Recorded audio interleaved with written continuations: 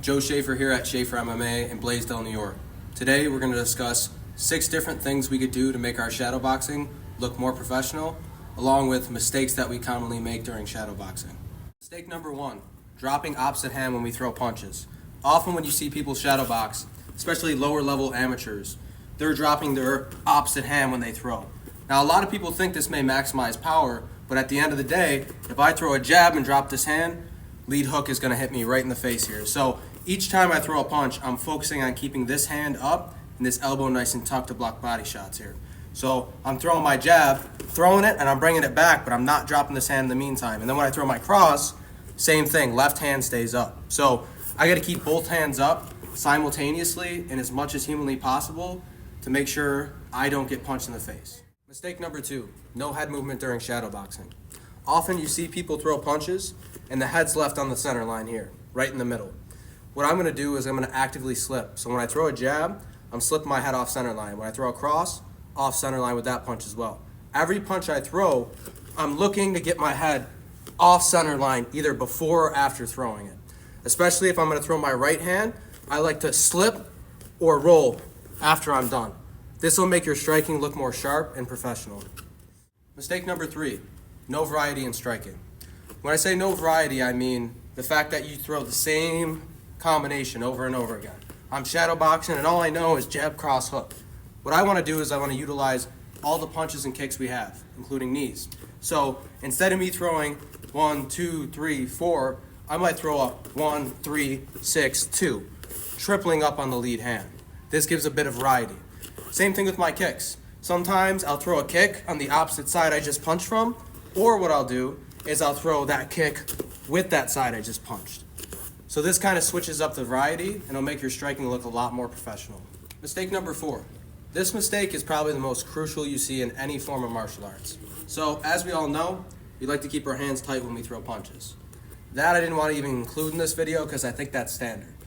The number one thing that we're looking for is retraction. And when I say retraction, I mean as quickly as I throw this punch out like this, I want to bring it back. So you often see people kind of lazy on the retraction. They're like this. They're going to bring that hand back lower than where it started, which is a super bad idea, especially with counters and kickboxing in general. So when I throw this punch, that hand comes back quickly. As quickly as I threw the punch or quicker, okay? Because that reduces my chance of getting punched in the middle of my combination.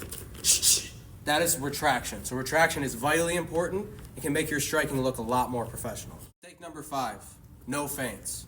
So as we commonly know, a feint or a fake is when I'm going to fake a strike at someone. So the idea behind this is making the person react. If I can make them react, often that leads an opening. The number 1 feint I use is probably a jab feint. So what I'll do is I'll throw a jab to set some dominance, and then I'll feint that jab.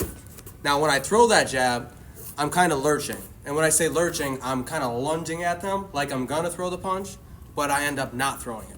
This often will have people catch that jab, and then I can throw that hook right around. So I'll feint the jab, I'll throw the jab first to set dominance, feint the jab, and then fill the hole from there. This can really help with your professional aspect of striking, and definitely will give you a lot more openings. Mistake number 6, no level changes. So as we commonly know, a level change in wrestling is when I drop my levels down and I'm going to shoot in on a shot. In striking, it's a little different. What I'm doing is I'm giving my opponent the look as if I'm going to drop down and throw a body shot. All right? So what I could do is I could use this to my advantage. If I'm going to drop down and throw 1 or 2 body shots, right, and then eventually I go here, drop the level, and then come up with a nice hook to a cross, that's going to change it up on them and then give you an extra opening there.